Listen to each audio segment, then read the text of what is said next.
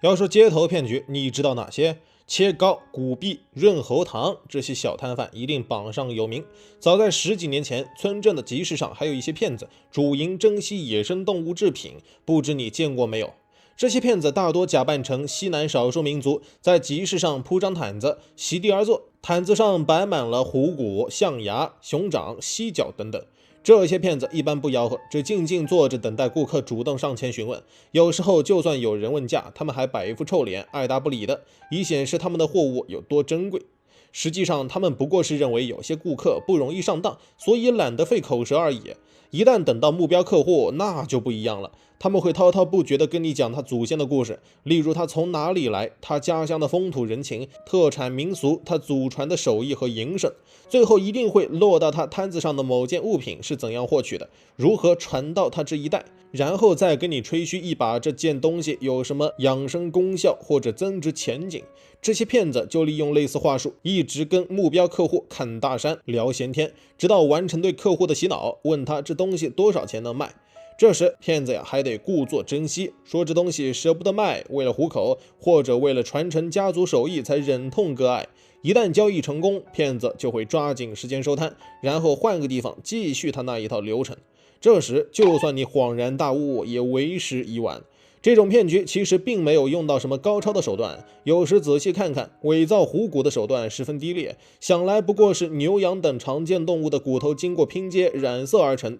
细心的骗子最多费力去找些骆驼骨，不可能有真的虎骨出手。我国已经出台相关法律法规，完全禁止贩卖包括虎在内的980种野生动物，全面禁止食用任何野生动物。如果骗子卖的真的虎骨，他就触犯了法律，其行为完全达到了可以报警的程度。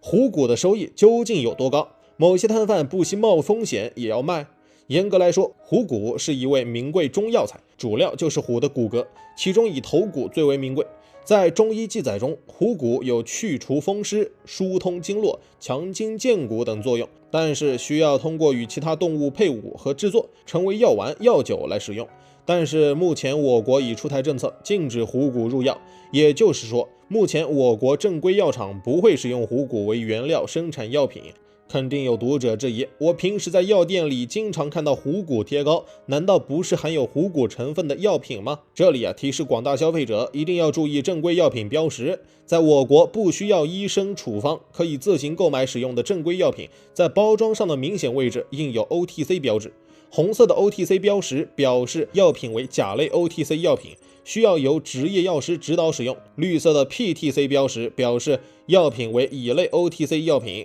消费者可以自行购买使用，不需要指导。只要您购买的是带有 OTC 标识的药品，那么就是经过国家相关部门把关，符合法律法规要求的合格产品，其中一定不会含有虎骨成分。仔细查阅药品包装外观、商品名称和处方成分，您一定会发现，除了包装正面印有一只凶猛的大老虎之外，再也没有任何与虎有关的信息了。一般情况下，中药类止疼贴膏中的有效成分是麝香，而非虎骨。包装上印虎是利用了中国传统文化中对虎威猛、凶狠、强壮寓意的心理暗示，所以膏药类产品的注意事项一栏中一般都会标明孕妇慎用字样。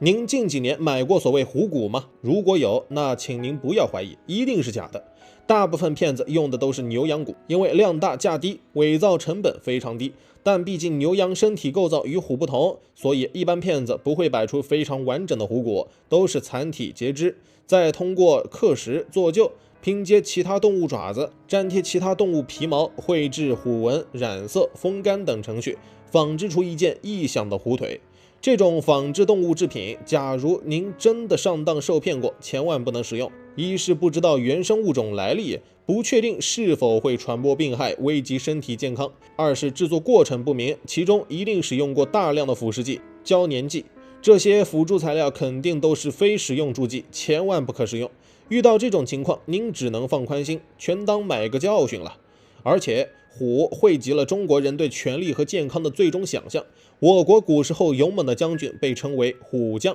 掌握兵权需要执虎符，孩子出生要戴虎头帽，穿虎头鞋，保佑孩子健康平安。所以市场上还有一些人打着文玩的旗号推崇虎骨，取虎作为万兽之王的威风凛凛，赋予虎骨制品辟邪消灾、沉稳大气、富集权力等美好寓意。但是自然界任何动物都不应成为人类满足私欲的工具，无论是老虎还是老鼠，每一物种都有自己的生存空间和生存法则，人类还是应该正确对待与野生动物的关系，因为生态平衡关系中缺了哪种生物，都将是灭顶之灾。作为守法公民，理应积极响应国家号召，主动抵制贩售野生动物。正如我国一直以来发出的号召，没有买卖就没有杀害。每天嗨科普，我是闪电哥，咱们下期见。